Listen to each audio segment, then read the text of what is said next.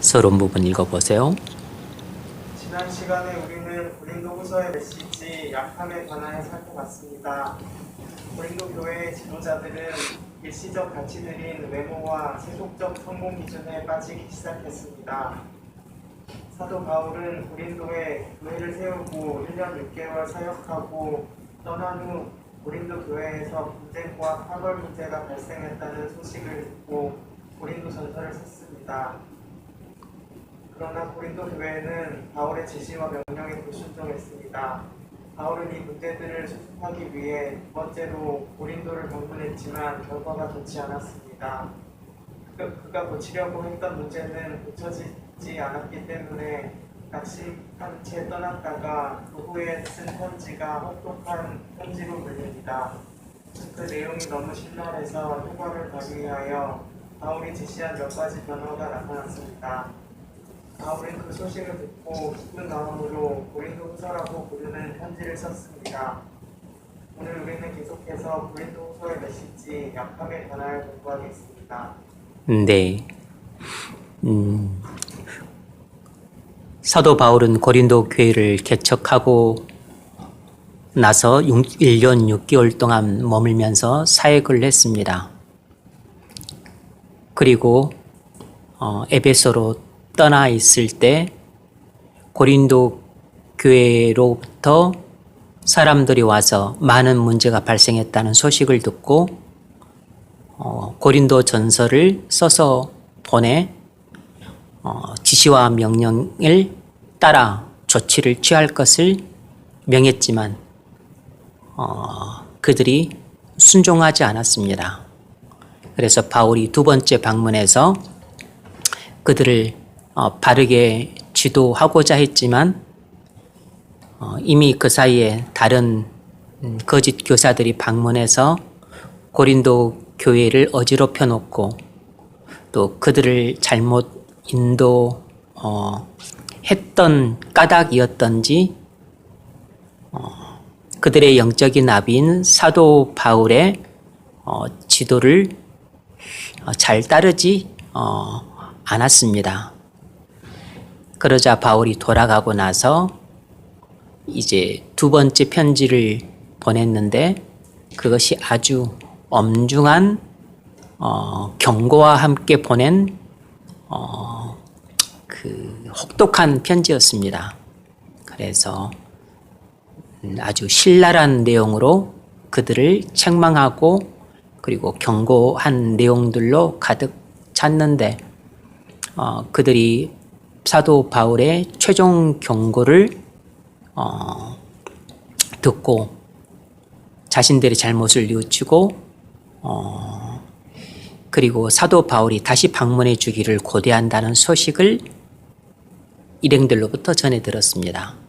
그래서 그 소식을 듣고서 이제 기쁜 마음으로 보낸 편지가 고린도 후서지만 모든 문제가 아직 완전 해결된 것은 아니고 아직도 혼란하고 수선분한 부분들이 남아 있었기 때문에 또 바울은 여전히 답답하고 깝깝한 심정과 함께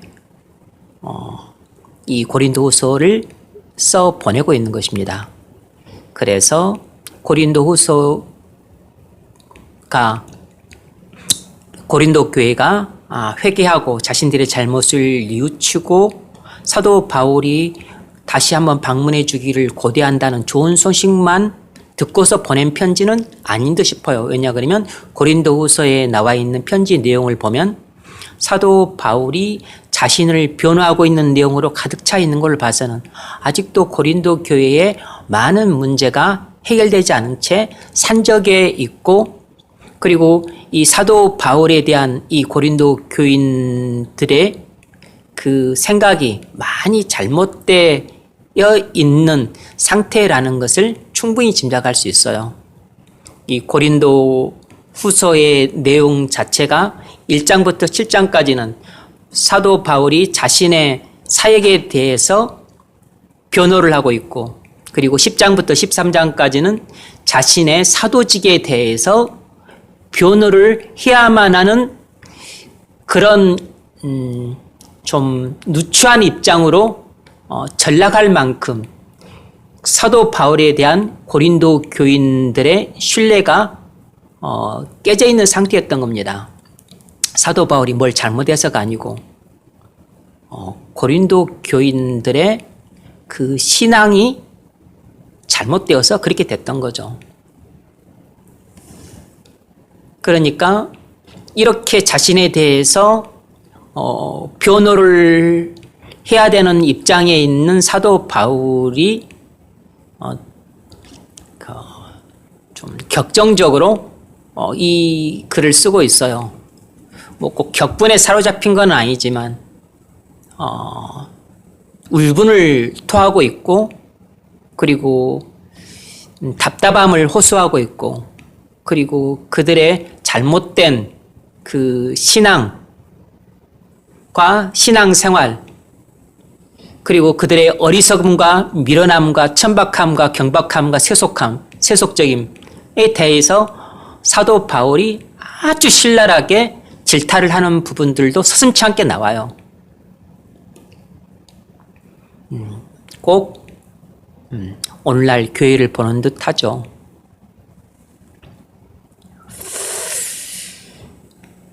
그래서 고린도 전서는 대단히 교리적이고 논리적인 서신이지만 고린도 후서는 대단히 감정적이고 그리고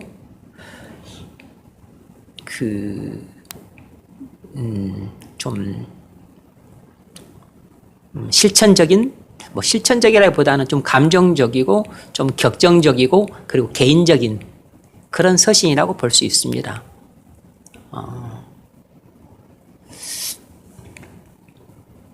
지난 시간에는 우리가 고린도 후서 좀 개관을 좀 했었죠. 그리고 거짓 사도들에 대해서 좀 살펴봤습니다. 첫 번째 문제 읽어보세요. 고린도후서 1장 13절까지 읽으십시오. 거짓 사도들은 외관상 강하고 화려하고 이상적이었습니다. 그들은 교육을 많이 받았고 우변들과 수사하게 능통했고 유력 인사들의 추천서를 갖고 있었고 일정한 언변을 갖고 있었습니다. 그에 비해 고린도 교회를 설립하고 지도했던 사도 바울은 어떤 사람이었습니까? 네. 사도 바울이 떠난 후에 고린도 교회에 들어왔던 이 교사들은 자신들이 아주 대단한 사람인 양 자기들의 능력을 자랑하고 과시했습니다. 그들은 유력인사의 추천서를 갖고 있었고 학력이 높았고 그리고 운변술과 수사학에 능해서 아주 언변이 유창했고 그래서 설교도 아주 잘해서 고린도 교인들의 마음을 완전히 사로잡고 그리고 반하게 만들었어요. 그래서 그들은 인기를 얻었고 그들의 지지를 받았고 그리고 그들로부터 인정을 받았어요. 그들은 생각하기를 사도 바울보다 훨씬 낫다. 그렇게 생각했던 모양입니다. 그리고 그들은 사도 바울의 권위를 무시하고 부인하고 그리고 그는 대단치 않은 인물로 사도 바울을 그들은 깎아내렸습니다. 이 거짓 교사들은 사도 바울의 권위를 깔아뭉갰어요. 왜냐하면 그들의 말은 너무나 설득력이 있고 호소력이 있었기 때문에 고린도 교인들에게 먹혀 들어갔습니다. 그래서 그들은 그들의 말을 아주 잘 들었고 그리고 그들을 기쁘게 영접했고 그들을 잘 따랐습니다. 그러니까 고린도 교회 교인들의 수준이 어느 정도인지를 충분히 알 수 있죠. 사도 바울이 그것에 대해서도 울분을 토하면서 지적을 해요. 10장을 한번 봐보세요. 10장을. 아니 11장 11장 19절 11장 19절 읽으세요. 너희는 지혜로운 자로서 어리석은 자들을 듣기 원합니다. 네. 너희는 스스로 지혜롭다고 하면서 어리석은 자들이란 고린도 교회에 은근슬쩍 들어와서 자신들을 크다고 자랑하는 그런 사도들을 훌륭한 사도로 인정하고 받아들였던 고린도 교인들의 행태를 비꼬면서 책망하고 있는 겁니다. 너희는 지혜로운 자로서 어리석은 자들을 기쁘게 용납하는구나. 계속 읽으세요. 누가 너희를 종으로 삼거나 잡아먹거나 빼앗거나 스스로 높이거나 땅을 칠지라도 너희가 용납하리라. 나는 네.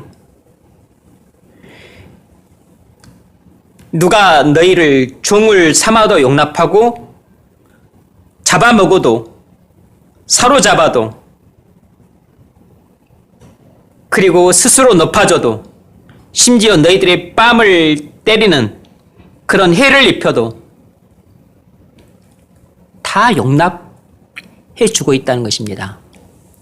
그러니까 고린도 교인들의 영적인 분별력이 거의 없다는 것이에요. 그런데 고린도 교인들이 어떤 사람들이냐면 대부분이 거듭난 사람들이에요. 그리고 대다수가 엄청난 은사들을 갖고 있는 사람들이었습니다. 방언의 은사, 예언의 은사, 신유의 은사, 때로는 통역의 은사, 구변의 은사, 지식의 은사, 가르침의 은사, 섬김의 은사, 믿음의 은사. 그러니까 우리 교회의 수준보다는 한 2단계, 3단계는 훨씬 위인 교회예요.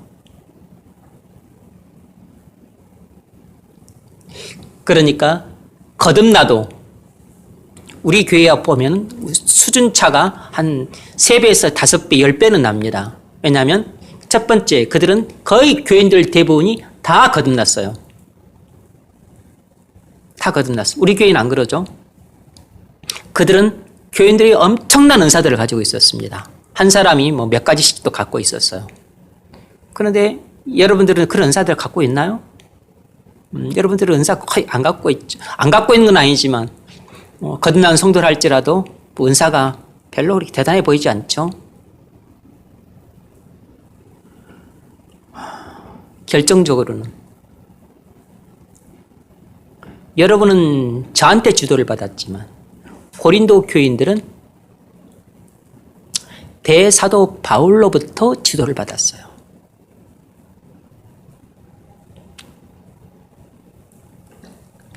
그러니까 우리 교회와 고린도 교회의 이 수준 차이라고 하는 것은 비교 불가능한 것입니다. 벌써 스승부터가 다르잖아요. 벌써 목자부터가 다르다고. 그랬음에도 불구하고 이 고린도 교회는 몰래 들어온 이 거짓 교사들, 우리가 지금 거짓 교사라 그러니까 거짓 교사들 그렇게 생각하죠.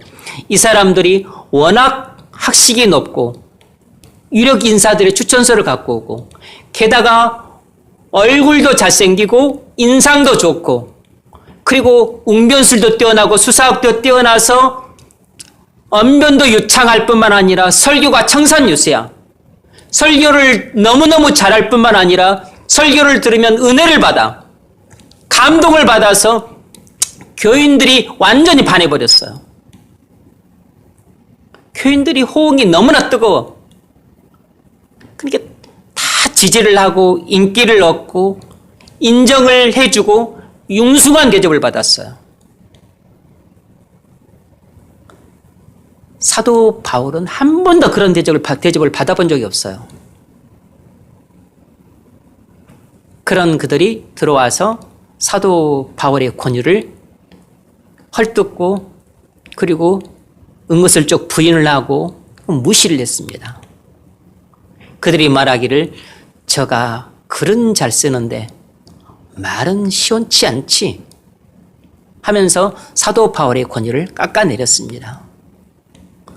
이런 사람들을 고린도 교인들이 사도 바울은 우리를 사랑했지, 복음을 위해서라면 죽음도 불사하는 신실한 종이야, 정말로 참 훌륭한 사도지, 훌륭한 분이지, 뭐 인정 안 했던 것은 아니지만, 그러나 이분들은 사도 바울보다는 훨씬 더 훌륭하다, 실력이 최고다, 이렇게 생각을 했어요. 실력이 최고다. 사도 바울이 그 이야기를 하고 있는 겁니다. 이들은 거짓 사도들로서 너희를 잡아먹을 이리들인데, 잡아먹을 이리들, 양떼들이 너무 좋다고 그냥 가슴을 열고 그들을 환영해주고 있는 것입니다. 내 내장 다 뜯어먹으시오 하고서 이렇게 열고 양들이 이리떼를 이렇게 환영을 하고 있는 것이에요. 내 내장도 잡아먹고 내 살도 뜯어먹고. 고린도 교인들이 얼마나 멍청했는가 하는 걸 알 수 있는 거죠. 니들이 지금 얼마나 미련한 짓을 하고 있는 줄 아느냐. 근데 여러분들은 거듭나기는 했어요? 뭐 거듭나지 않았으니까 은사도 없죠.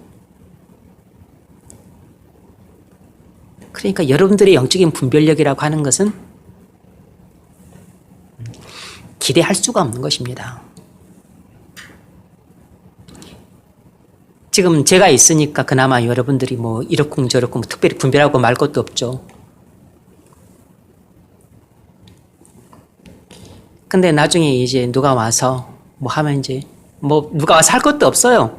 그냥 뭐 외부에서 와서 무슨 말을 하거나 설교를 하거나 뭐 하면 그건 몇 가지만 통해서도 알 수 있죠. 여러분들은 뭐 본문 해석을 엉터리로 하고서 설교해도 여러분들은 모르잖아요. 진짜 분별도 못하고 그걸 또 은혜를 받고 그것만 봐도 알죠. 그냥 하나만 봐도 열을 알 수 있다고. 얼마나 분별력이 없는지, 얼마나 우매한 짓을 하고 있는지.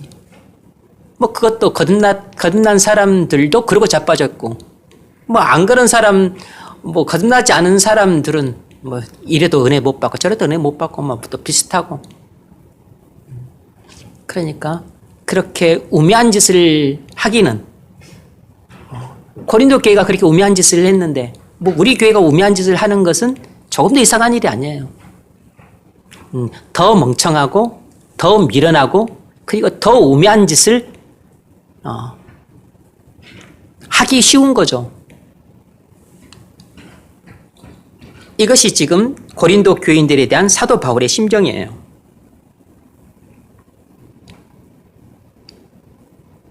누가 너희로 종을 삼거나 잡아먹거나, 그러니까 사단의 종을 삼으려고 지금 하러 이 사람들은 나중에 사도 바울이 뒤에 가면 이들을 앞에서 이 사단의 사자라고 불렀어요. 이들은 광명의 사자를 사칭했지만 사실상 이들은 사단의 사자라 그랬어요.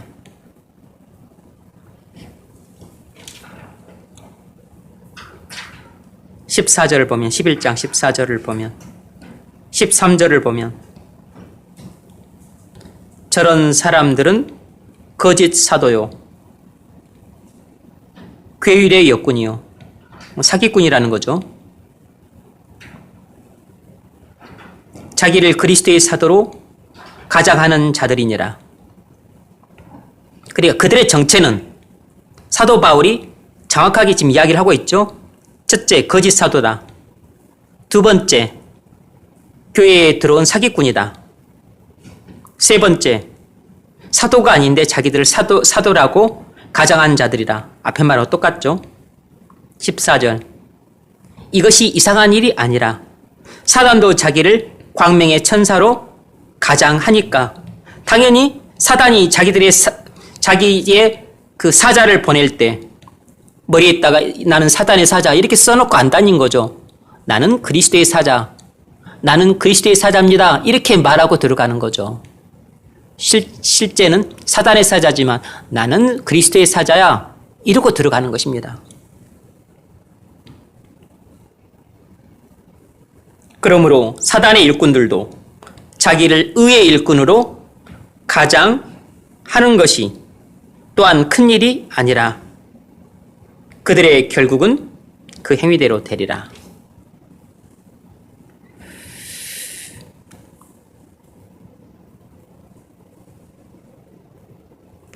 그래서 이 거짓 사도들이 뭐하러 들어왔겠어요? 고린도 교인들을 다시 사단의 종으로 삼으려고 들어왔던 거죠.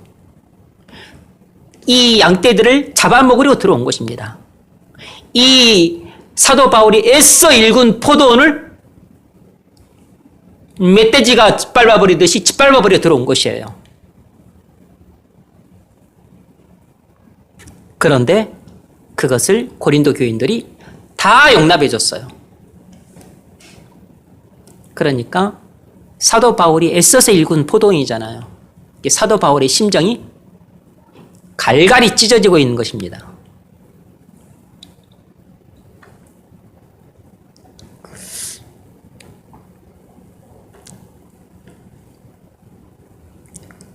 그에 비해 고린도 교회를 설립하고 지도했던 사도 바울은 어떤 사람이었는가?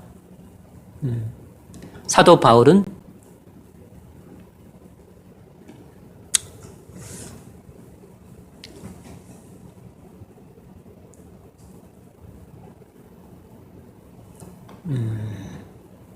사도 바울은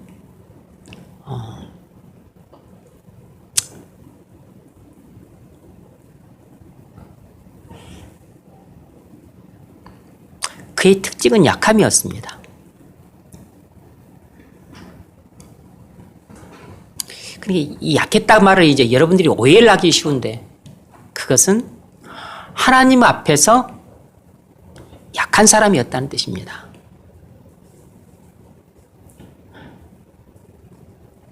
하나님 앞에서 약한 사람이었다는 뜻이에요.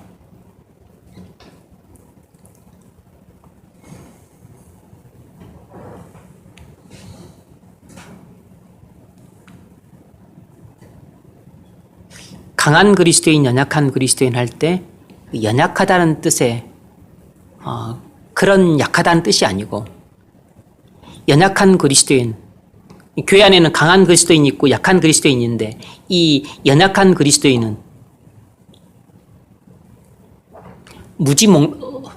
무지몽매하고 이해력도 떨어지고 사고력도 떨어지고 그리고 뭔가 일을 해결할 수 있는 능력도 떨어지는 사람이 연약한 성도고 바울은 그런 측면에서 연약한 성도이라고 하는 게 아니에요. 바울은 그런 측면에서는 강한 성도인 거죠. 그런데 사도 바울은 많은 약함을 갖고 있었다고. 많은 약함을 갖고 있었다고. 오해를 하시면 안 됩니다. 이게 어떤 용어를 문맥에서 이해를 해야 돼요. 문맥에서. 첫 번째 문제 읽어보세요. 사도 바울의 특징은 왜 약함이 있었습니까? 사도 바울은 구체적으로 어떤 면에서 약했습니까? 네. 사도 바울의 특징은 약함에 있었는데 바울은 구체적으로 어떤 면에서 약했는가? 앞서 잠깐 제가 높아심에서 말했던 것처럼 그는 영적으로 무지몽매했다. 아니면 이해력이 부족했다. 분별력이 떨어졌다. 아니면 믿음이 약했다. 그런 측면에서 약했다는 것이 아니에요. 고린도후서에 나타난 사도 바울의 약함은 어떤 측면에서 약함인가? 이 점이 중요하죠. 첫 번째는 바울은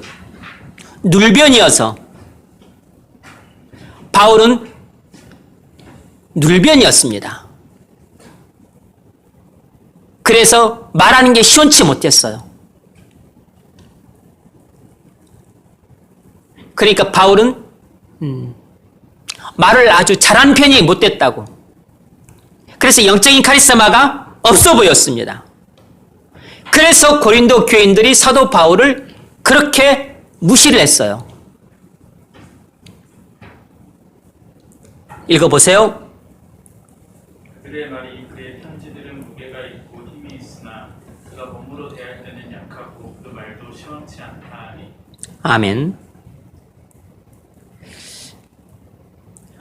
바울이 글은 잘 쓰는데 말은 못한다는 것입니다. 말을 못하니까 설득력과 호소력이 약하죠. 말을 잘해야 좌정을 사로잡는데 언변이 부족하니까 카리스마가 없어 보이는 것입니다. 그래서 바울이 고린도 교회를 두 번째 방문했었을 때에도 고린도 교인들을 충분히 설득시키지 못했던 거죠. 말을 잘 못하니까 설교에 설득력과 호소력이 부족했던 모양입니다. 또 사도 바울이 기도하고 권면할 때 그렇게 영적인 카리스마가 느껴지지 않았던 모양이에요. 그래서 회중들의 호감을 잘 얻지 못하고 그들을 마음을 완전히 사로잡지 못했습니다. 반면에 거짓 사도들은 거미줄 똥구녕에서 거미줄 나오듯이 그렇게 청산유수로 설교를 잘하고 그리고 교인들을 감동시키고 그리고 교인들은 또 은혜를 받았다고 눈물을 흘리고 그렇게 해서 교인들의 마음을 완전히 사로잡았던 반면에 사도 바울은 말하는 것이 시원치 않으니까 교인들이 그렇게 뜨겁게 반응을 하지 못했고 사도 바울의 메시지가 거부를 당했어요. 그러니까 지시를 해도 따르지 않았던 거죠.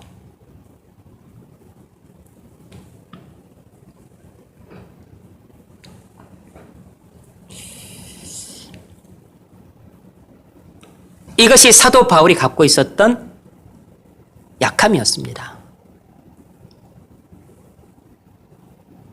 사도는 말을 해야 되는데 말을 잘 못했어요.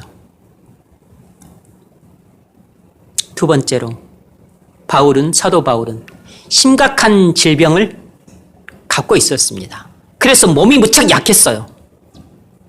이것도 사도로서 큰 결격사유죠. 바울은 교인들을 시험 들게 할 만한 심각한 질병을 갖고 있었어요. 그래서 바울은 그것을 육체의 가시라고까지 불렀습니다.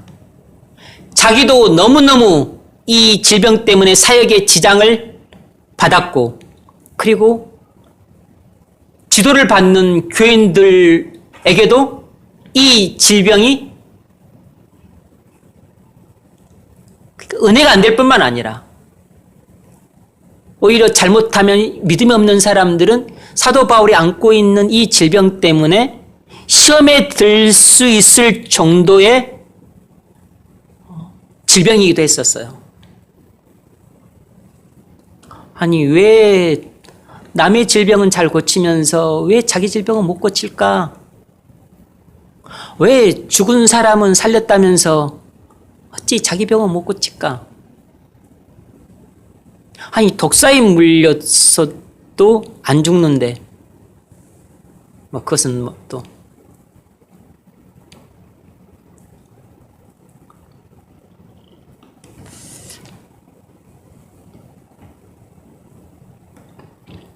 바울이 그 점을 이야기하고 있죠. 읽어보세요. 12장 7절. 여러 계시를 받은 것이 지극히 크므로 너무 자만하지 않게 하시려고 내 육체의 가시로 사탄의 사자를 주셨으니 이는 나를 쳐서 너무 자만하지 않게 하려 하심이라. 아멘. 계시를 받은 것이 너무 커서 자고하지 않도록 하기 위해서 하나님이 사도 바울의 몸에 육체의 가시를 두고서 사도 바울에게 육체의 연약함을 계속 갖고 있도록 하셨다는 것입니다. 이것이 사도 바울이 기도 가운데 깨달은 자기 육체의 가시에 대한 하나님의 선하시고 기뻐하시고 온전하신 뜻이 무엇인지를 깨달은 결과예요. 우리도 그래야죠.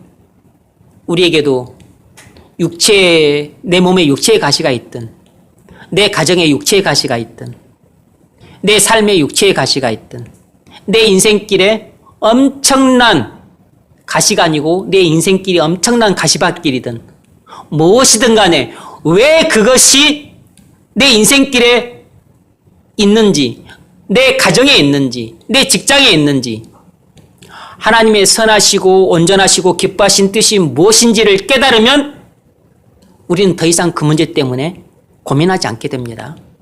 우리는 더 이상 그것 때문에 시험에 들거나 절망하지 않아요. 그런데 그것을 못 깨달으면 그게 계속 내게 고민거리가 되는 겁니다. 그런데 그 대사도 바울도 그것도 3번 기도한 끝에 깨달은 것이에요. 그러니까 저절로 깨달아지는 게 아니라고. 그러니까 기도를 안 하는 인간들은 문제 해결 능력 자체가 없어요. 깨달을 기회조차 얻지를 못한다고. 하나님과 문답을 주고받지 않으니까 뭐 언제 깨닫겠어요. 기도하지 않는 인간들은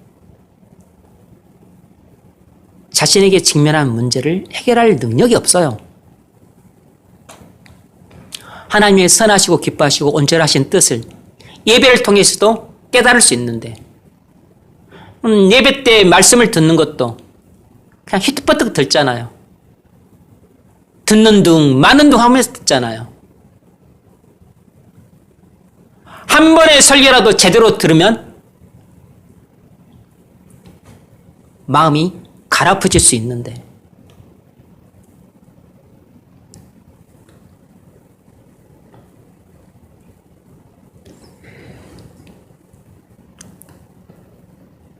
이 하나님 말씀을 통해서 왜 나를 향하신 하나님의 선하시고 기뻐하시고 온전한 뜻을 깨달을 수가 없습니까? 하나님이 우리에게 하실 말씀이 있어서 오늘 우리를 이 말씀의 잔치에 초대를 하셨는데, 하나님께서 우리에게 말씀의 떡을 주시는데 왜 그것을 먹고 배부르지 못합니까? 그것을 믿음으로 먹는 사람은 배가 부르죠. 그것을 믿음으로 받는 사람은 내 인생의 난제를 해결할 수 있는 실마리를 찾죠. 해결책이라고 하는 키를 이때 주시지 언제 주십니까?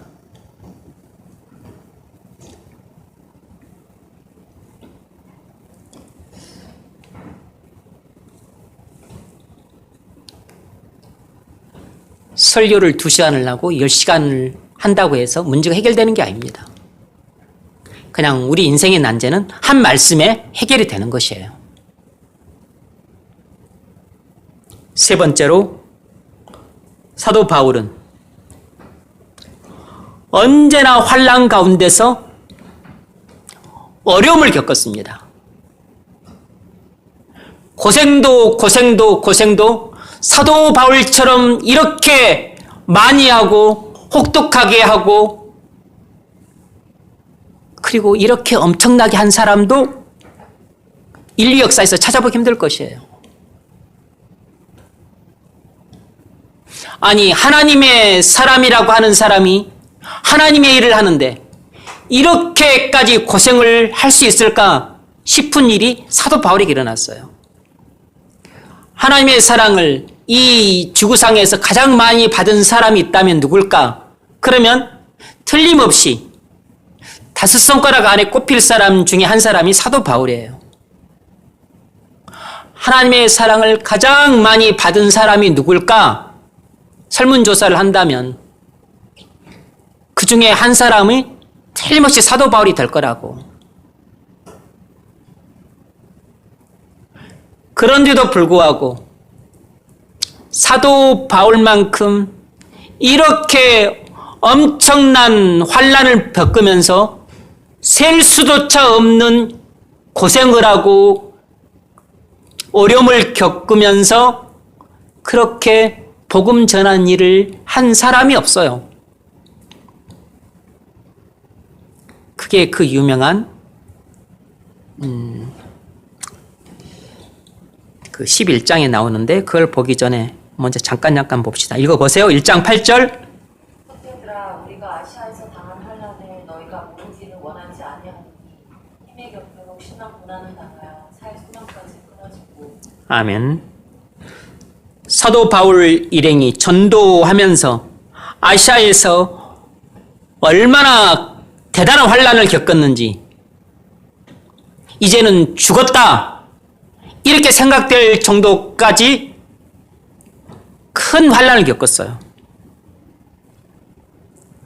사도 바울이 무슨 카지노 하러 돌아다녔던 것도 아니고 유람선 타고 다니다가 타이타닉 파산됐던 것처럼 그랬던 것도 아닌데 그냥 예수 그리스도 복음 전한다고 모든 그 자신의 일상의 그 보장된 세상적인 그 지위와 신분과 안락한 삶을 다 포기하고 복음 전한다고 예수 그리스도 위해서 그렇게 충성을 했는데 그에게 따라오는 것은 쉬지도 않고 쫓아오는 환난이었습니다.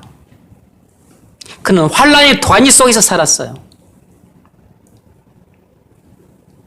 주님 일을 하는데 이렇게 죽을 지경까지 고생을 해야 됐습니다. 4장 8절로 10절 읽으세요. 우리가 사방으로 우겨쌈을 당하여도 쌓이지 아니하며 답답한 일을 당하여도 낙심하지 아니하며 박해를 받아도 버림받지 아니하며 거꾸러뜨림을 당하여도 망하지 아니하고 우리가 항상 예수의 죽음을 몸에 짊어지는 예수의 생명이 또한 우리 몸에 나타나게 하려 합니다. 아멘. 사방으로 오겨쌈을 당했다는 것입니다. 그러니까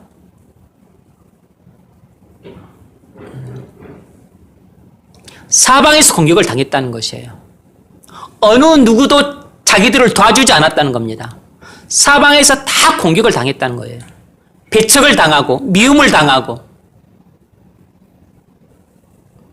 여러분 얼마나 힘들었겠어요. 어느 누구도 도와주지 않은 것입니다. 공격하고 미워하고 그리고 잡아넣으려고 하고 그리고 동네에서 쫓아내려고 하고 핍박하고 답답한 일을 끊임없이 당했습니다. 하지만 낙심하지 않았다는 겁니다. 계속해서 박해를 받았어요. 그리고 때로는 곤장도 맞고 감옥에도 들어가고 거꾸리뜨림도 당하고. 그래서 바울이 말하는 것이 예수의 죽음을 몸에 짊어졌다 그랬습니다. 뭐죠? 내가 내 몸에 십자가 흔적을 가졌다는 것입니다. 십자가에 자기 십자가를 지고 골고다를 올라가는 예수님과 같은 고통을 당했고 십자가에 달리는 것 같은 고통을 당했다는 것이에요. 십자가의 흔적을 자기 몸에 짊어졌다는 겁니다.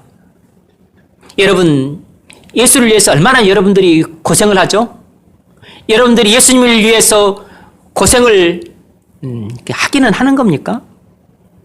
여러분이 예수님을 위해서 그 고생하는 것이 어느 정도이죠? 여러분 몸에 십자가 흔적이 있어요? 여러분 몸에 예수를 위해서 당하는 고생의 흔적이 있냐고. 예수를 위해서 여러분 몸에 스크래치라도 하나 났습니까?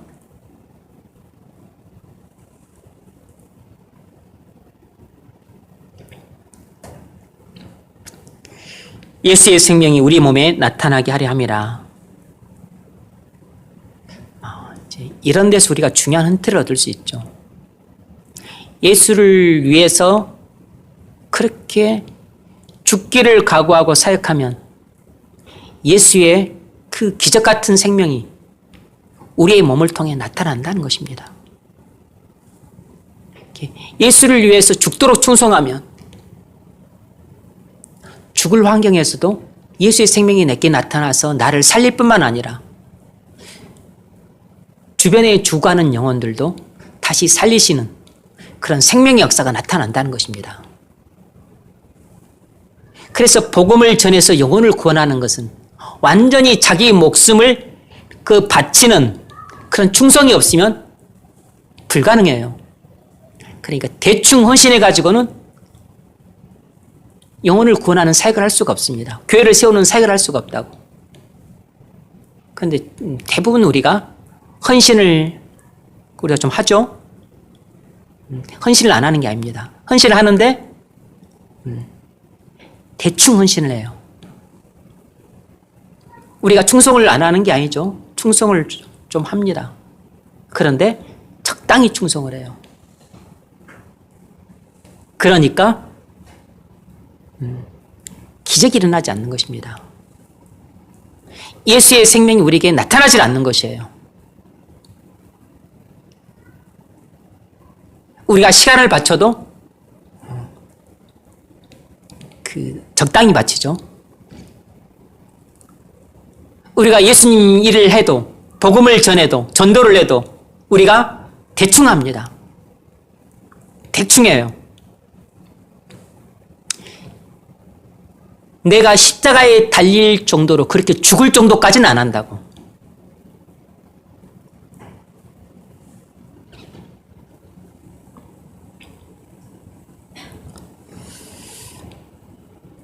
그런데 바울은 그렇게 했습니다. 예수님의 죽음을 몸에 짊어질 정도까지 그렇게 사역을 했어요. 그러니까 고생이 이루 말할 수 없었습니다. 7장 5절 읽어보세요. 7장 5절. 우리가 마게도냐에 있을 때에도 우리 육체가 편하지 못하였고 사방으로 혼란을 당하여 밖으로는 다툼이요 안으로는 두려움이었노라. 아멘. 사역만 했다면 어디서든 환난을 당했습니다. 밖에서는 계속 싸웠고 또 안에서는 두려움이 있었다는 것입니다. 두려움이. 사도 바울의 일행이 얼마나 전도를 하다가 고생을 했는가는 이 11장 23절 이하에 잘 나오죠. 11장 23절로 30절까지 읽어보세요. 그들이 그리스도의 일꾼이냐 정신없는 말을 하거니와 나는 더욱 이러하리라. 내가 수고를 넘치도록 하고 목에 다치기도 더 많이 하고 때도 수없이 많고 여러 번 죽을 뻔하였으니 유대인들이 40에서 하나 강한 매를 5번 맞았으며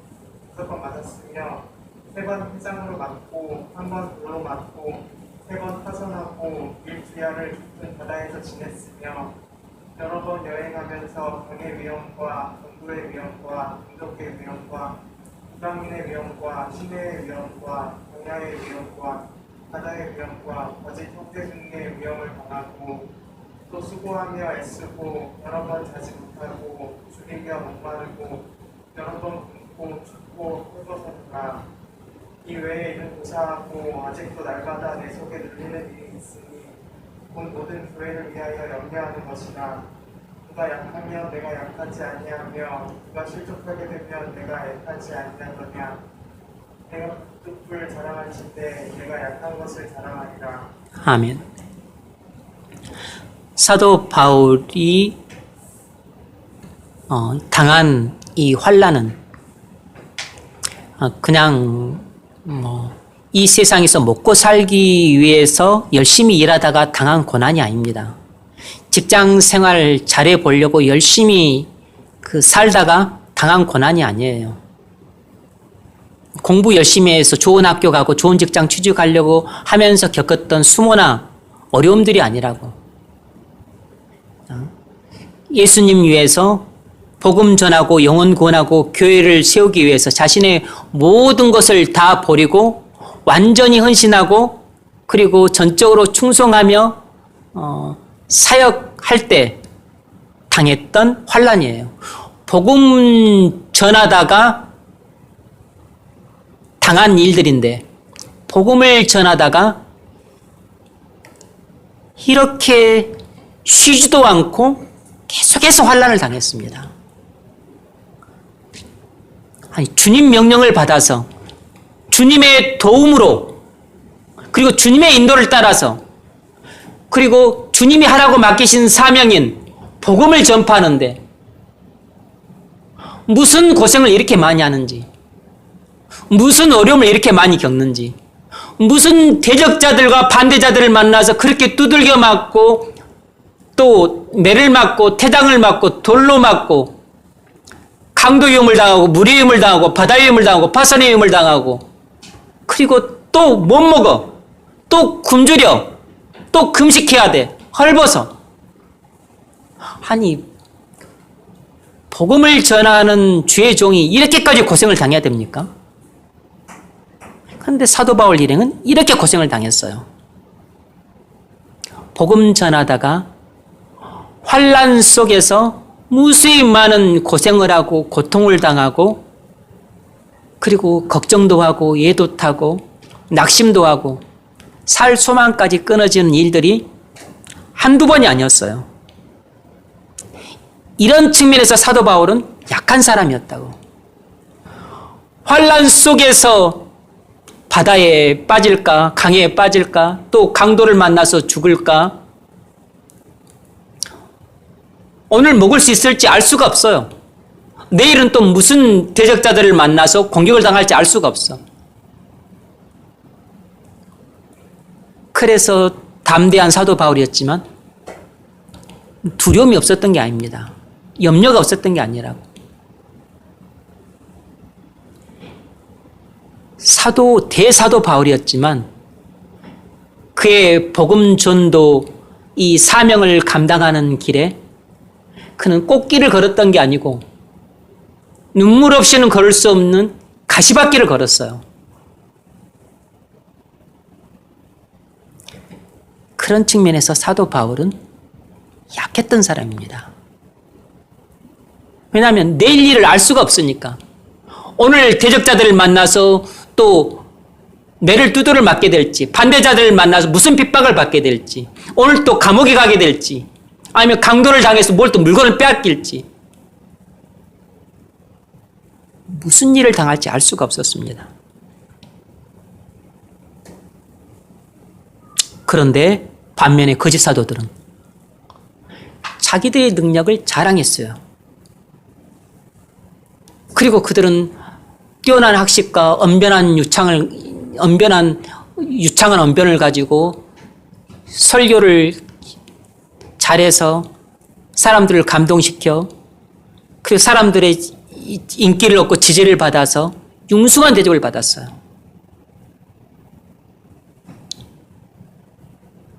사도 바울 일행은 이렇게 죽을 고생을 하고 다녔는데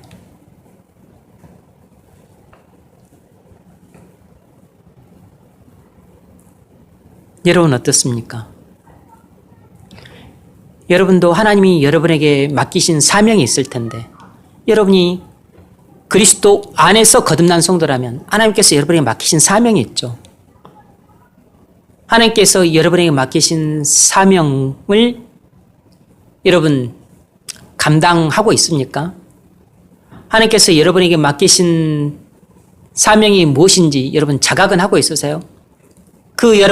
하나님께서 여러분에게 맡기신 사명을 충성스럽게 여러분이 감당하려고 친다면 여러분도 고난 가운데서 결코 벗어날 수 없다는 것을 아셔야 돼요.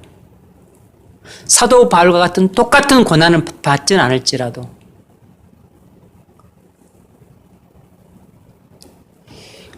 여러분 환난 가운데서 강한 사람이 어디 있습니까?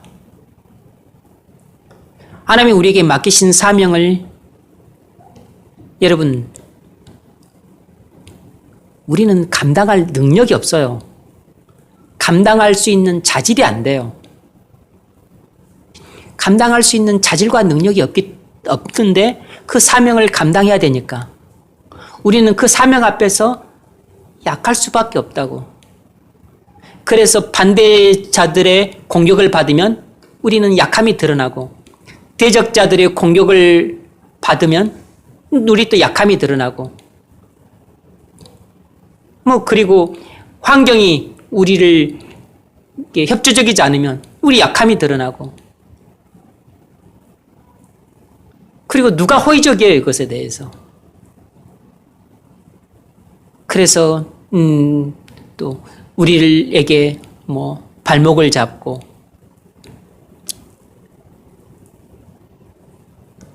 그래서 우리 사명을 감당하려고 하면 많은 고생을 해야 되고, 반대를 받아야 되고, 핍박을 받아야 되고, 그리고 비아냥을 받아야 돼요.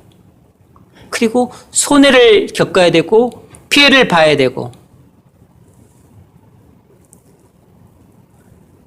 네, 여러분들이 그렇게 손해를 보고 피해를 보고 어려움을 겪으면서 그렇게 사역을 하고 있으세요? 그렇게 사명을 감당하고 있냐고. 만약 우리가 그렇게 살고 있다면, 사도 바울이 또 이렇게 자신의 사명을 감당하는 중에 이렇게 엄청난 환난을 겪으면서 자신의 약함이 그대로 노출이 되었구나.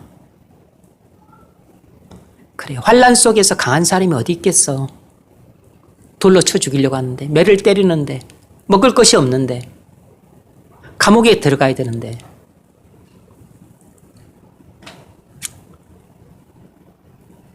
그래서 우리의 약함도 보게 되는 겁니다. 네, 다시 말하지만 이 약함이라고 하는 것은 영적인 진리를 잘 모르는 무지몽매함 같은 그런 약함, 아니면 진리를 가르쳐 주는데 이해하지 못하는 그런 약함, 영적인 상황을 분별하지 못하는 그런 약함, 사명을 맡겨줬는데 그것을 감당할 능력이 없는 그런 약함, 그런 약함이 아니에요. 이런 약함은 믿음이 약해서 나오는 그냥 인간적인 측면에서의 성도의 약함이에요. 지금 우리가 말하는 약함은 이런 약함이 아니라고. 이런 약함은 허물입니다. 허물. 그리고 이런 약함은 부끄러움이라고, 수치고, 하나도 자랑거리가 아니에요. 아니, 무슨 믿음이 없어서 불신적인 생각을 하고 불신적 행동을 하는데 이게 무슨 자랑거리입니까? 아니, 진리를 가르쳐 주는데 이해 못하는 게 그게 무슨 자랑거리예요? 아니, 무슨 복음을 전하는데 믿지 못하는 것이 뭐가 자랑거리입니까? 그게 부끄러움이고 수치지. 그런데 지금 우리가 다루고 있는 이 약함은 그런 부끄러움이나 수치 그런 게 아니에요.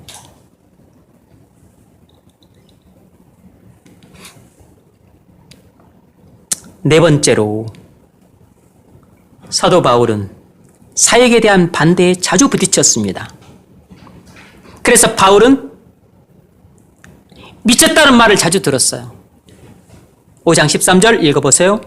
우리가 만일 미쳤어도 하나님을 위한 것이요 영생이 얻으려고 너희를 위한 것이니. 아멘. 총독 베스도도 사도 바울한테 네 많은 학문이 너를 미쳤도다 이렇게 말을 한 적이 있어요.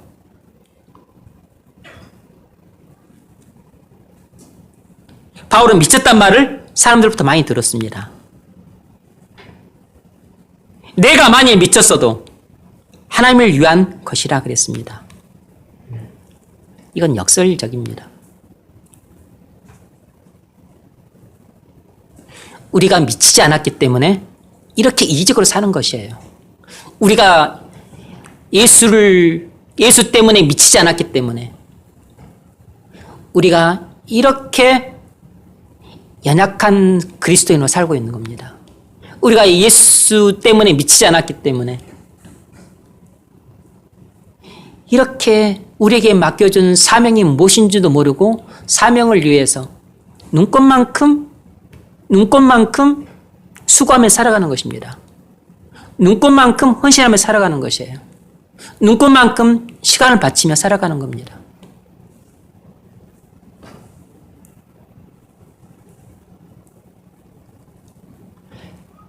사도 바울은 정상적인 그리스도인입니다. 근데 정상적인 그리스도인은 누구냐면 다 예수 때문에 미친 사람들이에요. 그런데 우리는 다 예수 믿고서도 다 정상적인 사람이기 때문에 우리는 성경적 관점에서 볼 때는 비정상적인 성도들입니다. 왜냐하면 아직까지도 다 자기를 위해서 살고 있어요. 자기를 위해서 살고 있다고.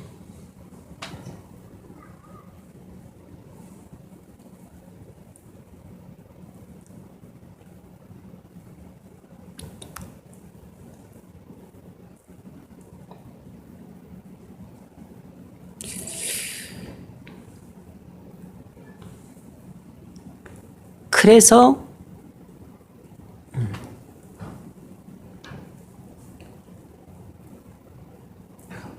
우리의 수고나 사역을 통해서 예수 그리스도 이름이 높아지지도 않고 하나님께 영광도 안 되는 것입니다. 왜냐하면 우리가 다 우리를 위해서 사니까.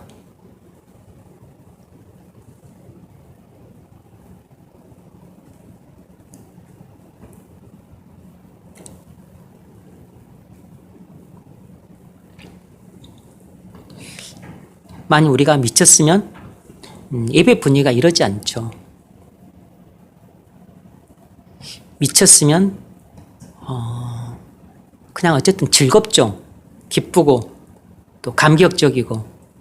그리고 일단 미쳤으면 제정신이 아니니까. 그리고 노래가 나오죠. 노래가. 그리고 미쳤으면 다른 것들 아무것도 신경 안 써요. 다른 것들 아무것도 신경을 안 쓴다고 미쳤으면. 딱 자기가 미친 대상 그 하나만 신경을 쓰지.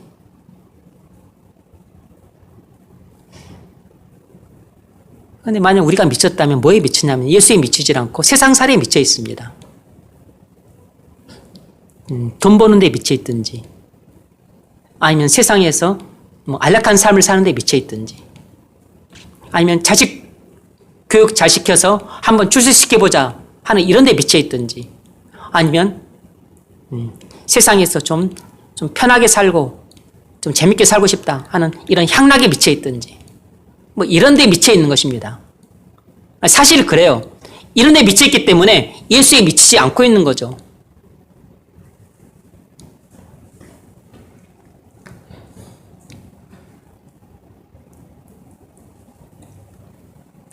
(11장) 32절 33절 읽어보세요. 다메섹에서 아레다 왕의 부관이 나를 잡으려고 다메섹성을 지켰으나 나는 광교를 타고 그 창문으로 산맥을 내려가 그 산에서 벗어나더라. 아멘.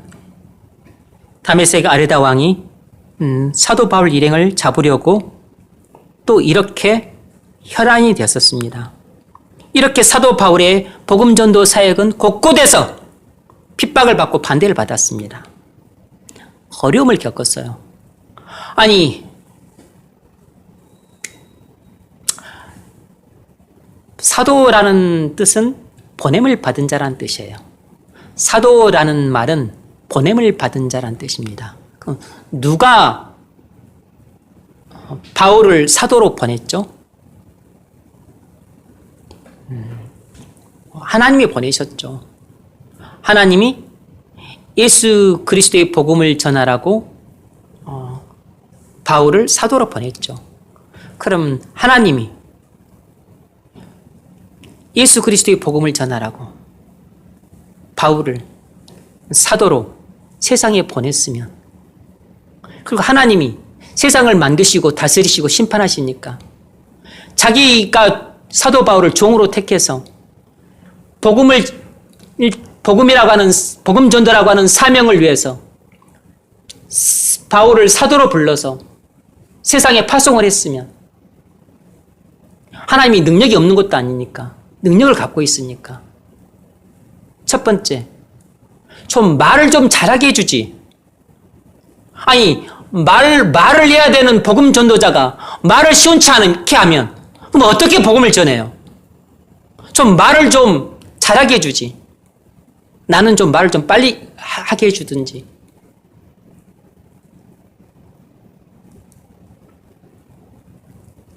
말을 좀 잘하게 해주지. 왜 말을 그렇게 못하게 눌변을 했을까? 눌변을 만들어 놨을까? 아니, 그리고 한 일주일 부려먹을 것도 아니고 그 수십 년간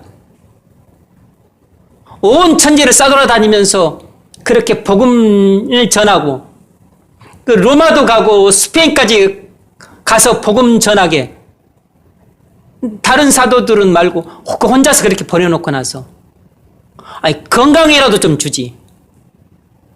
왜 몸에 그렇게 심각한 질병을 주고서 왜 고쳐지지도 않을까? 응? 왜 고쳐지지도 않냐고.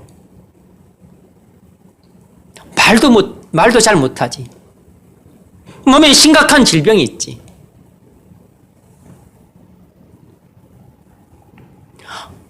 그리고 무슨 카지노를 다니는 것도 아니고 휴양지를 가는 것도 아니고 아니 안락한 삶 살겠다고 그저 일하는 것도 아니고 모든 보장된 세상 삶 다 포기하고 오직 예수 복음 전하겠다고 그렇게 전도행 다니는 그 자기 사랑하는 종과 그것도 사랑 안 하는 게 아니지. 엄청나게 사랑하는 엄청나게 사랑하는 자기 종과 그 일행들이 복음 전도하러 다니는데 뭘 그렇게 고생을 많이 시키냐고. 아니 먹을 것도 안 줘. 입을 것도 안 줘. 대적자들은 끊임없이 보내고 그래서 감옥에 가게 만들고 두들겨 맞게 만들고 돌에 맞게 만들고 반대자들 만나서 핍박당하게 만들고 욕하들 동네에서 쫓겨나게 만들고 먹지도 못하고 마시지도 못하고 바다에 빠져 강에 빠져 강도에게 당해. 왜 그렇게 고생하게 만드냐고. 그리고 또 정부 정부 당국자들한테 또 쫓겨. 또 미친놈이라고 또 소리도 듣고. 실제로 미친놈이라 소리 들었다니까요. 왜 이렇게 수모와 조롱을 받고 반대와 핍박을 받고 이렇게 고생과 고난과 환난 속에서 그렇게 수십 년을 사명을 감당하면서 그렇게 살아야 했냐고. 이게 미스테리입니다. 미스테리. 이게 미스테리라고.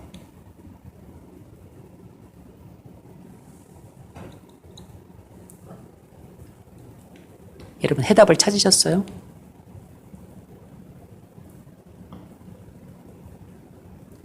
사도 바울이 유럽을 복음화시켰던 것은 사도 바울이 강해서가 아니에요.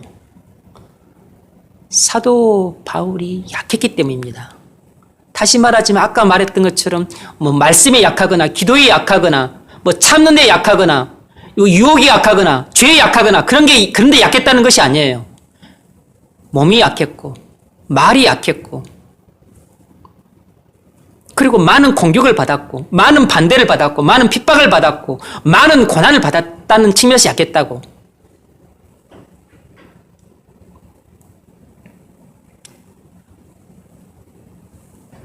여러분 하나님의 일을 감당하려면 약해야 됩니다. 거짓 사도들처럼 그렇게 자기 신들의 학식과 실력을 자랑하는 그런 강함, 그렇게 말도 잘하고 언변도 좋고 설교도 잘하는 그런 강함, 유력 인사들의 추천서도 갖고 있고 박사학위도 갖고 있고 그리고 또 운변술과 수사학도 배우고 그런 강함, 그런 강함으로 무장하면은 하나님이 맡겨주신 사명을 우리가 훨씬 더 잘 감당할 것 같죠? 하나님은 그런 사람 안 씁니다. 하나님은 그런 사람을 안 쓰는 것이에요. 바울이 그걸 깨달은 것입니다. 그게 바로 자기 몸의 육체의 가시를 빼달라고 하나님께 3번 간구했음에도 불구하고 하나님이 내 은혜가 내게 족하도다. 내 약한 데서 내 능력이 온전하여 짐이니라. 그리고 내가 약할 그때 곧 내가 강함이니라 하는 이 말씀을 통해서 사도 바울은 왜 자기가 평생 육체의 가시를 안고 살아도 기쁘게 살 수 있는가 이유를 발견한 것이에요. 그러니까 기도를 해야 하나님과 교제를 통해서 이런 걸 깨달은 것입니다. 깨달을 수 있는 것이에요. 기도를 하더라도 하나님과 의사소통이 돼야 하나님의 음성을 들을 수 있어야 하늘문이 열리고 그 인생의 향방이 바뀌는 것입니다. 근데 기도를 안 하는 인간들은 절대로 그런 일들을 경험할 수가 없어요. 기도를 해도 피상적으로 하는 인간들은 사실상 거의 이런 것들을 경험을 못하고 인생이 끝납니다. 교회에 나와서 기도하는 사람들이 다 이런 걸 경험할 것 같아요. 그러면 진짜 신실한 기도의 사람들이 되죠. 교회에 나와서 기도하는 사람들을 예를 할지라도 이런 것을 알고 경험하고 깨닫는 사람들은 별로 없어요. 그러니까 다 와서 피상적으로만 기도하고 가는 거죠. 그 사람들 우리가 교회에서 흔히 보는 중직자들이라니까 모든 중직자가 다 그런 건 아니지만 저는 모든 중직자를 다 무시하는 건 아닙니다. 일부 그렇게 훌륭하게 하나님과 교통하는 사람도 있죠.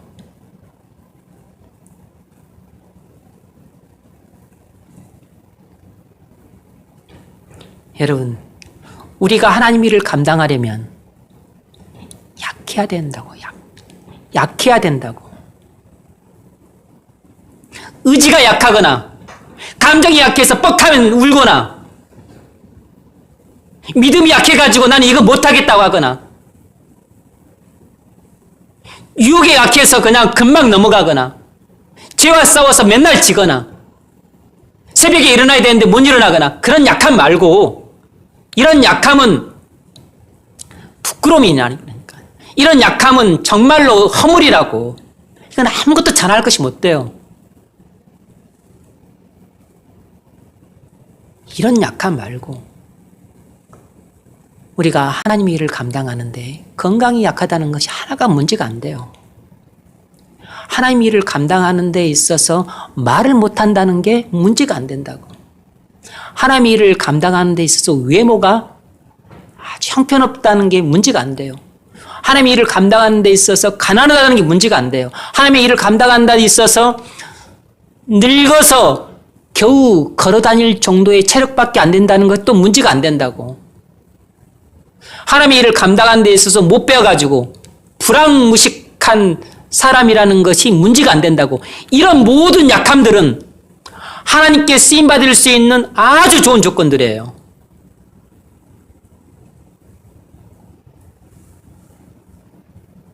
내가 약할 그때 곧 강함이니라. 12장 7절로 10절까지 읽어보세요. 고린도후서 12장 7절로 10절까지 읽어보세요. 여러 계시를 받은 것이 지극히 크므로 너무 자만하지 않게 하시려고 내 육체의 가시 곧 사탄의 사자를 지었으니 이는 나를 쳐서 너무 자만하지 않게 하려 하심이라. 이것이 내게서 떠나가게 하기 위하여 내가 세 번째 권고하였더니 나에게 이르시기를 내 은혜가 내게 속하도다. 이는 내 능력이 약한 데서 온전해짐이라 하시니라. 그러므로 도리어 크게 기뻐함으로 나의 여러 약한 것들에 대하여 자랑하리니 이는 그리스도의 능력이 내게 머물게 하려 함이라. 그러므로 내가 그리스도를 위하여 약한 것들과 능력과 불빛과 박해와 공고를 기뻐하노니 이는 내가 약한 그때에 강합니다. 아멘. 10절 하반절 말씀이 중요하죠. 바울은 이 9절 중반절 그러므로 여기서 하나님의 선하시고 기뻐하시고 온전하신 뜻이 무엇인지를 깨달은 것입니다. 아, 이 육체를 하나님께서 내 몸에 계속 머물게 하신 이유가 이것이구나 라는 것을 깨달았다고. 이는 내 능력이 약한 데서 온전해짐이니라. 그것을 10절 하반절에서는 내가 약할 그때 곧 강함이니라. 이런 일이 자신의 약함을 통해서 일어난다는 것을 깨달은 것이에요. 이는 내가 약할 그때 곧 강함이니라. 하나님의 강함이 나의 약함을 통해서 나타남으로써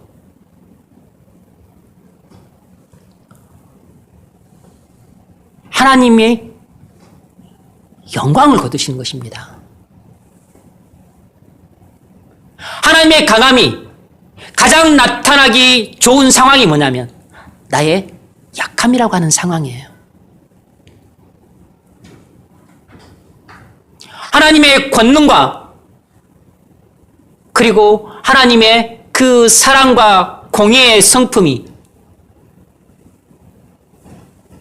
그리고 하나님의 그 충만하신 은혜와 그리고 용서하여 주시는 그 바다처럼 넓은 은혜, 나의 죄악이라고 하는 약함, 그리고 나의 육체의 질병이라고 하는 약함, 그리고 내 힘으로는 도저히 감당할 수 없는 이 환난이라고 하는 이 약함, 그리고 불황무식한 나로서는 도저히 명쾌하게 설명할 수 없다고 하는 이런 약함, 인간적인 약함 때문에 도저히 이 어려움들을 감당할 수 없다고 하는 이 약함, 이런 약함이라고 하는 한계와 이 제약의 상황들을 기적적으로 극복하고 초자연적으로 극복하고 할 수 있는 것은 하나님의 권능이 강하게 임했을 때예요. 그리고 하나님의 이런 사랑의 성품과 지혜의 성품과 그리고 은혜의 충만함의 이런 성품들이 나의 약함이라고 하는 조건을 통해서 가장 잘 드러날 수 있는 것입니다. 그래서 하나님께서 영광을 받으시기에 가장 좋은 지점이에요. 만일 사도 바울이 거짓 사도들처럼 사실상 사도 바울은 당대의 지성인이었고 학식이 높은 사람이었지만 사도 바울도 철학과 수사학에 능했던 사람이에요. 하지만 엄명히 유창하지는 못했죠. 이 거짓 사도들처럼 유력인 사도의 추천사나 갖고 있고 교육을 많이 받고 그리고 또 언변도 유창하고 설교도 잘하고 외모도 뛰어나고 인상도 좋고 그래서 교인들에게 또 인기도 없고 지지도 받고 또 마음을 또 사로잡아서 그렇게 쉽게 사역을 할 수 있었다면 그래서 바울은 가는 곳마다 사람을 감동시키고 반하게 만들어서 그냥 일주일만 사역해도 교인이 100명 모이고 1년 사역하면 교인이 1000명 모이고 그렇게 했다면 누구의 영광이 드러났겠어요? 하나님의 영광이 드러났겠어요? 사도 바울의 영광이 드러났겠어요? 사도 바울의 영광이 온 천하에 드러났을 겁니다. 사도 바울은 독사에 물려도 안 죽고 죽은 유두도 살려내고 앞치마만 갖다 내도 귀신이 쫓겨나고 병이 낫고 사도 바울이 한 번 설교하면 1000명이 회개하고 일주일만 사역해도 교인이 1000명이 모이고 1년을 사역하면 10,000명이 모이고 누구의 이름이 높아졌겠냐고 누구의 영광이 나타났겠어요? 하나님의 이름은 간 곳도 없고 하나님의 이름을 빌려서 사도 바울의 이름이 높아지고 하나님의 영광을 가리고 자신의 영광만 드러났을 겁니다. 하나님은 그것을 기뻐하지 않으세요. 하나님은 그것을 원치 않으신다고. 그래서 하나님은 사도 바울의 약점을 말 못하는 약점을 그대로 두셨어요. 사도 바울은 키도 작아. 그리고 추남이야. 머리도 대머리라고 말하는 사람도 있어요. 그것도 부족해서 심각한 질병을 안고 있어요. 다른 사람이 보면 은혜가 안 될 정도로 시험에 들 정도의 심각한 질병을 안고 있었어요. 그게 간질이었다는 사람도 있고 안질이었다는 사람도 있어요.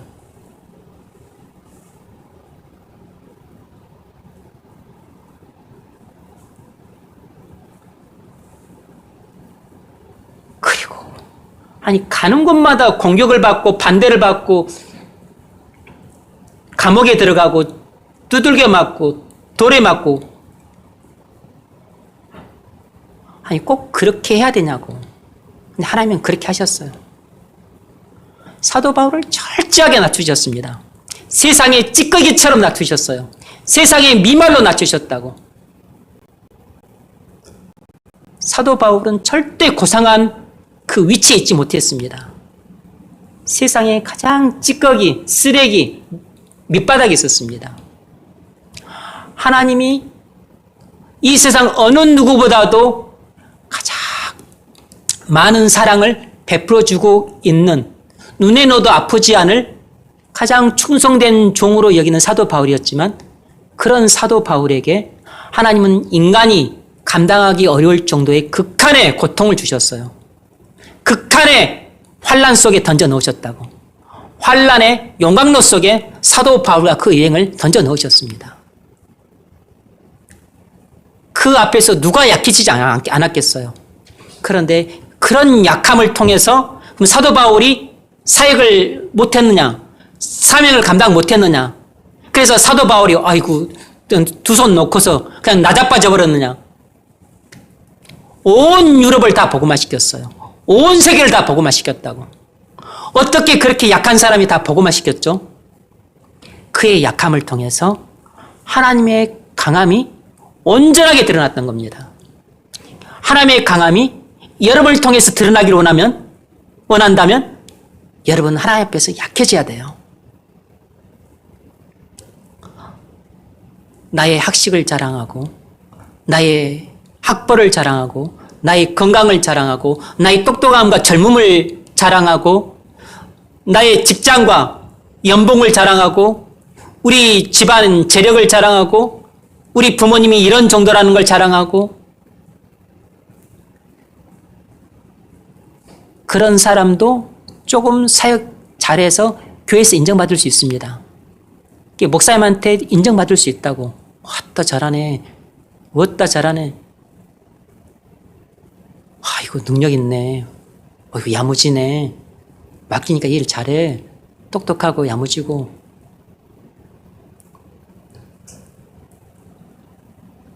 근데 그런 사람은 하나님의 신실한 종으로 쓰임받지는 못합니다. 하나님의 쓰시기에 부적당한 사람이야.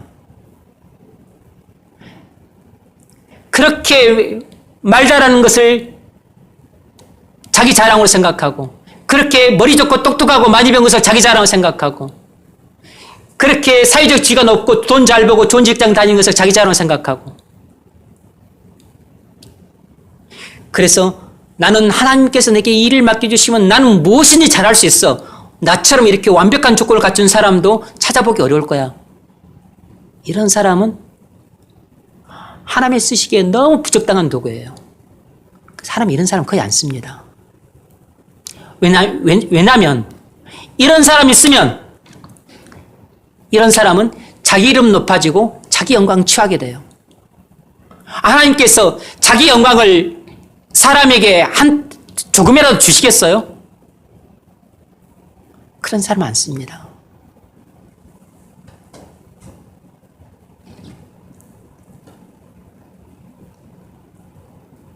그래서 우리처럼 별로 머리도 좋지 않은 사람, 쓰시기에 아주 좋아요. 가진 것이 없어서 뭐 잘할 것도 없는 사람, 가난한 것이 하나님께 쓰시기에 너무 좋은 조건이라고. 몸이 약한 것도 너무 좋은 조건입니다.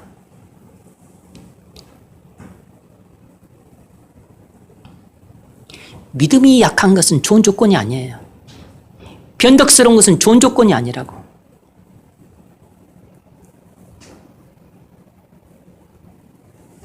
그런 것 말고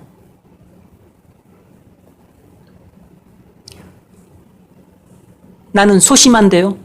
아주 좋은 조건입니다. 나는 성격도 못돼 먹고 성품도 지랄 같은데요. 그런 것이 아주 좋은 조건이라고.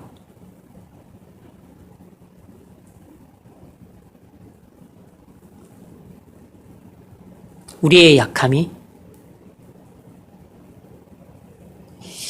하나님은 우리의 약함을 통해서 당신의 강하심, 당신의 충만하심, 당신의 권능을 온전하게 드러낼 수 있기 때문에 우리의 약함이 하나님의 영광이 드러나는 바로 그 지점이 돼요.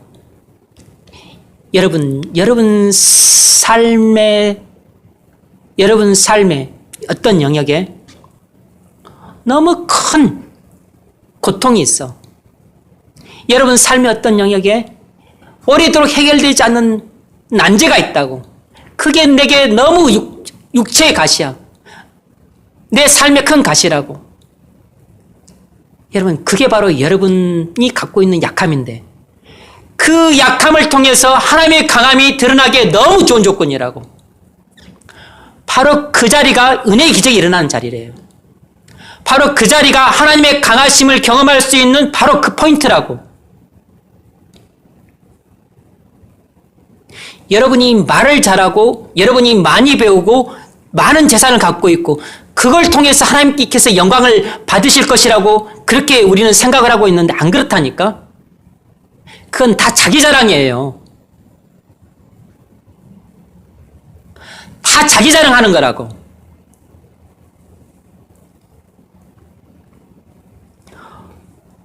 도대체 왜 나는 이것을 못할까? 왜 나는 이웃을 사랑을 못할까? 왜 나는 하나님을 마음을 다해, 성품을 다해, 목숨을 다해, 힘을 다해 사랑하지 못할까? 그것이 그렇게 근심이 되고 고민이 되고 그리고 그것이 그렇게 통한이 되고 그렇게 애통함이 되고 그렇게 마음이 상함이 되고 나는 이런 정도밖에 인간밖에 못 돼. 항상 자신에게 짐이 되고 가장 약하다고 생각하는 그 부분을 통해서 하나님의 강함이 드러난다니까요. 나는 정말 용서를 못해. 나는 정말로 사람을 용서를 못한다고. 나는 정말로 사람을 긍휼히 여기지 못해. 왜 나는 용서를 못할까? 왜 나는 사람을 그렇게 불쌍히 여기지 못하고 긍휼히 여기지 못할까? 이것이 나의 고민이에요. 이것이 나의 고통이라고. 이것이 나의 약함이라니까.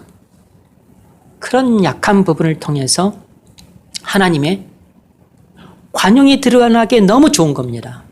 하나님의 용서하시는 바다처럼 넓은 은혜가 드러날 수 있는 아주 좋은 통로예요.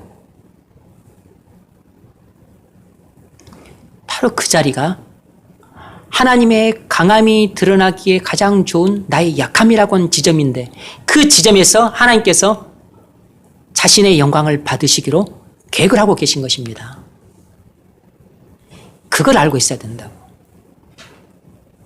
그러니까 여러분이 갖고 있는 육체의 가시가 버릴 것이 아니고 하나님이 내게 은혜의 기적을 베푸신다면 바로 이 지점에서 은혜의 기적을 베푸실 것이라는 것을 예상을 하고 있어야 돼요. 그것이 하나님의 은혜의 통로가 되는 것입니다.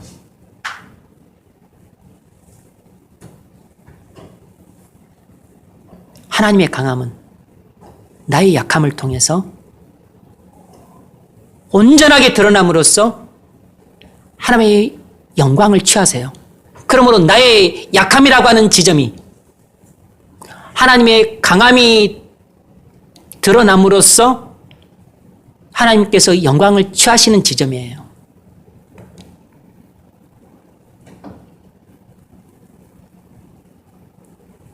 그것이 하나님께서 내게 약함을 두고 계신 이유입니다.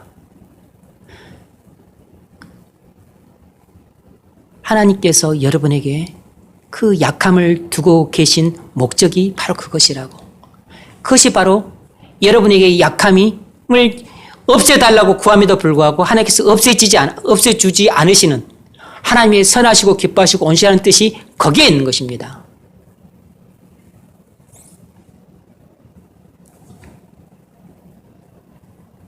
적용 질문 읽어보세요.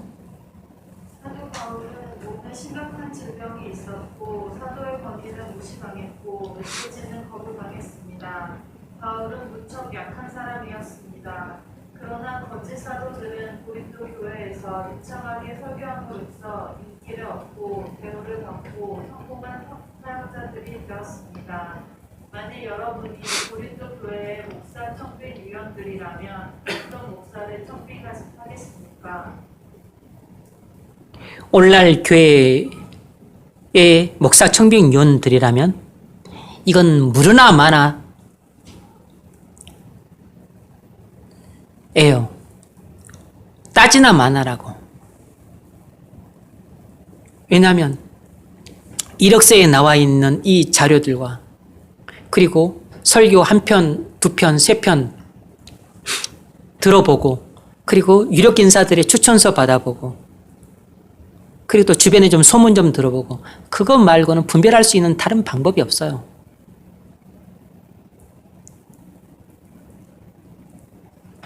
아니면 뭐 1, 2년 전에 데리고 와서 이제 같이 또 담임 목사님과 사역하면서 그리고 나서 1년 뒤에 또 이렇게 세우는 방안인데 1년 동안 알 것 같아요?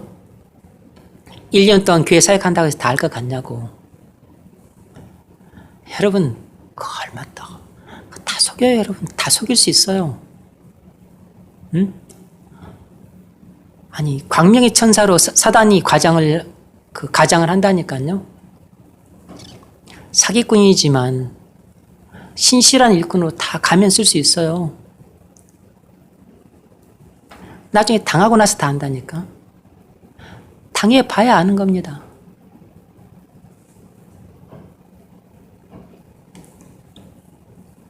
이 고린도 교회는 그걸 당했죠. 우리 교회는 12번도 더 당할 겁니다. 왜냐하면 우리는 고린도 교회보다 훨씬 수준이 낮으니까.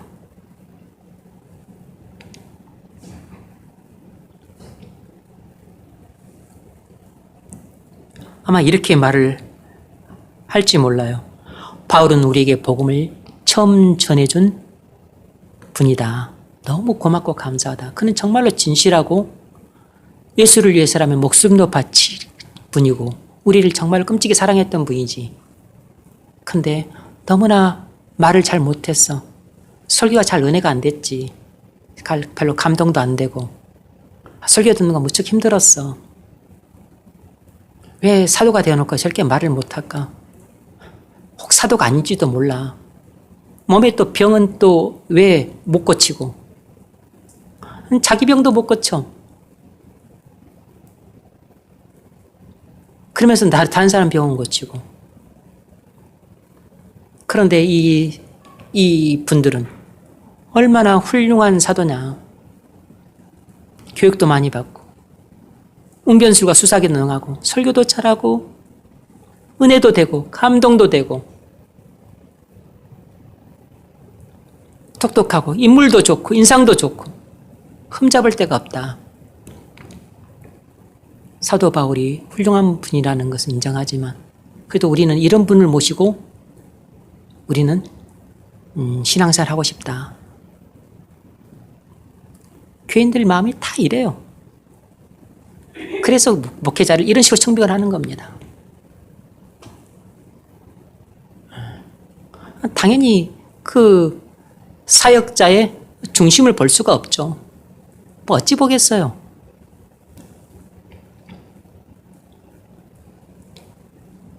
그러니까 평상시 여러분이 배웠던 것이 그렇게 중요한 겁니다. 사람을 보는 기준이 있어야 된다고. 목사를 보는 기준이 있어야 된다고. 또 저처럼 키가 크고 인물 좋다고 그렇게 또 반하면 안 되고 절대 그런 거 보면 안 돼요. 목회자를 보는 기준이 있어야 된다고. 뭐죠? 복음 설교에 대한 개념이 분명하고 그리고 복음 설교를 하는 사람인지 그걸 봐야 되는 거예요. 그리고 자기가 전한 복음 설교와 가르치는 진리에 부합한 삶을 살고 있는가 그걸 봐야 되는 거라고.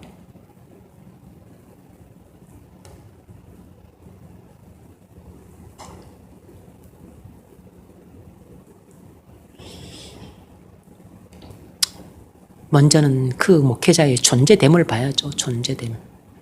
그 목회자의 성품과 인격을 봐야 됩니다. 근데 그것은 잘 보기가 힘들어. 거듭난 성도인 고린도 교인들도 못 봤는데 여러분들이 보겠습니까? 여러분들이 무슨 용가리 통뼈라고 그걸 보겠냐고. 아니, 장로님, 여러 명의 장로님도 속고, 권사님들도 속고, 집사님도 속고, 심지어는 뭐 원로 목사님도 속고 다 속는데 여러분들이 어떻게 알아봐요? 무슨 여러분이 뭐 엑스레이고 무슨 여러분이 뭐 그 CT라고 그걸 다 찍어내겠어요? 여러분 못해요, 여러분. 택도 없습니다.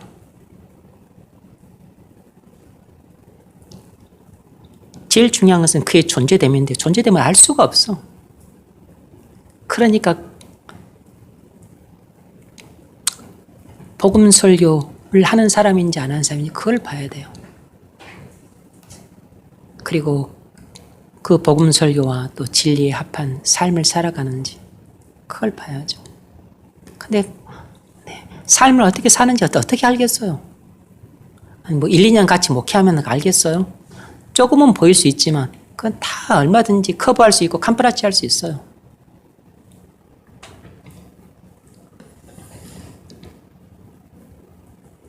아무리 성품이 좋고 천사와 같은 얼굴을 하고 있고 그리고 아기 같은 미소를 날린다 할지라도 복음 설교를 하는 사람이 아니면 절대 거들떠보지도 말아야 돼요. 그 문제는 또 복음 설교를 좀 한 것 같다 그래서 무조건 믿어서도 안 돼요. 뭐 몇 편 복음 설교를 할 수도 있기 때문에.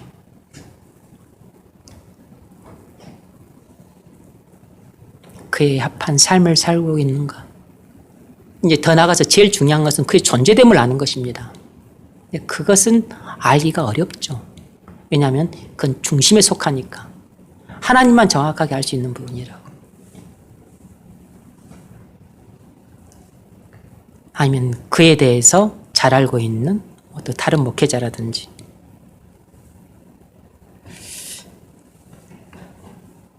두 번째 문제 읽어보세요.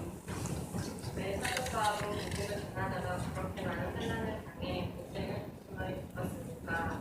왜 사도바울은 그것을 알면 자신의 반대에 섰습니까? 사람의 본성이 복음을 미워하기 때문이에요. 그러니까 복음을 전하면 고생을 할 수밖에 없는 겁니다. 사람의 본성이 예수 그리스도를 미워하니까 복음을 전하면 환난을 당하는 것입니다. 육에 속한 사람은 하나님의 성령의 일을 받지 않는다 그랬어요. 이것이 문제입니다. 우리의 타락한 본성은 하나님이 우리를 위해서 이루신 이 기쁜 소식을 듣는 것을 싫어해요.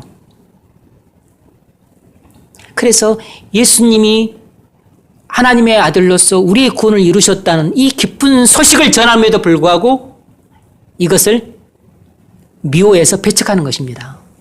그러니까 복음을 전하면 핍박을 받거나 미움을 받거나 고생을 하는 것입니다. 그래서 환난을 당하게 되는 것이에요.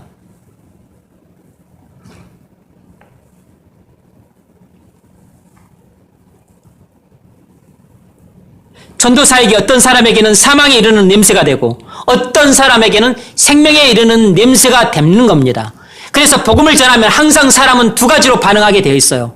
복음을 사랑하든지 아니면 복음을 미워하든지, 복음을 믿고 받아들이든지 아니면 복음을 미워해서 배척하든지 둘 중에 하나인 것입니다. 그럼 교회를 다니는 사람은 어떤 사람일까요? 교회를 다닌다고 해서 복음을 다 사랑하고 그리고 받아들이는 사람이 아니에요. 교회를 다닐지라도 복음을 전함에도 불구하고 복음이 복음인지를 모르고 복음을 배척하고 멀리 가는 사람은 그 사람은 바로 아직도 거듭나지 않은 사람일 뿐만 아니라 그 사람이 바로 복음을 미워해서 배척하는 사람입니다. 교회 안에 또 교회를 오랫동안 다니고 있지만 복음을 미워해서 배척하는 사람들이 많이 있는 것이에요.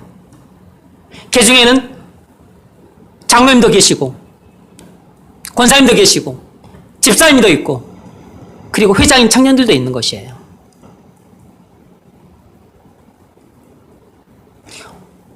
복음을 미워하니까 복음을 설교하는데 복음을 듣기를 싫어해요. 복음을 전하는 목회자를 그렇게 싫어하고 미워하는 겁니다. 예배 시간에 고개 숙이고 얼굴 찡그리고 인상 쓰고 있고 예배 시간에 안 들어와. 왜 그 지랄을 하겠어요? 성품이 못돼서가 아닙니다. 훌륭한 학교를 다니고 그리고 뭐 또 성품도 되게 온순한 사람이라고 평가받는 사람도 그래요. 부패한 본성이 그런 복음을 싫어하는 것입니다. 그럼 무슨 말씀을 전할 때는 아무 문제가 없을까요? 도덕적인 설교를 할 때는 문제가 없어요. 윤리적인 교훈을 전할 때는 문제가 없습니다. 행위를 더욱 북돋울 때 문제가 없어요. 그냥 일반적으로 평양 설교할 때는 아무 문제가 없습니다. 사랑을 베풀며 살아라. 용서하고 관용해지면서 살아라. 그런 말 할 때 아무 문제가 없어요. 복음을 전하면 그건 배척을 하는 것입니다. 바로 그런 사람들이 복음을 미워하는 사람들이에요. 교회 안에도 많이 있는 겁니다. 여러분 부모님도 그런 사람일 수 있어요. 그런 사람이 어떤 사람인 거죠? 망하는 사람들입니다. 그런 사람들이 하나님의 진노를 받아 지옥에 가게 될 사람들이에요. 그들의 운명이 정확하게 그럴 것입니다. 고린도서 4장 3절 읽으세요.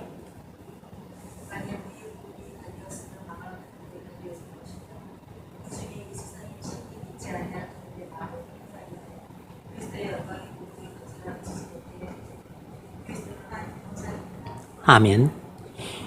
복음이 가려졌으면 망하는 자들에게 가려진 것이라. 왜 복음을 배척하죠? 마음에 수건이 덮여서 복음이 가려져 있기 때문입니다. 여러분의 엄마가 그런 상태에 있는 것입니다. 여러분의 아버지가 그런 상태에 있는 것이라고. 여러분의 형제간이 그런 상태에 있는 겁니다.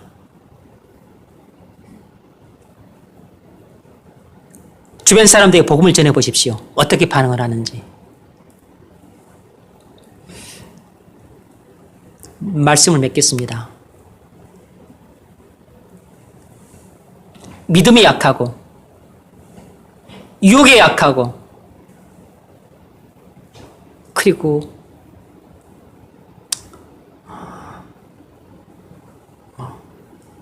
헌신한 데 약하고 이런 약함은 다 허물이에요. 그건 부끄러운 것입니다. 이건 죄라고. 그러나 우리 몸이 약하거나 가난하거나 많이 보지 못하거나 외모가 볼품없거나 말을 못하거나 나이를 많이 먹어서 힘이 약하거나 그런 약함은 하나님의 강함이 나타나기에 아주 좋은 은혜의 통로가 될 수 있습니다.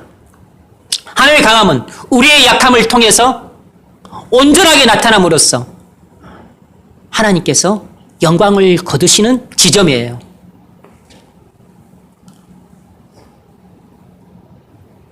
그것이 내 육체의 가시, 내 가정의 가시, 내 직장의 가시, 내 인생길의 가시로 있을 수 있는데 그것을 붙들고 기도해 보십시오. 바울이 들은 것처럼 하나님의 음성을 들을 수 있습니다.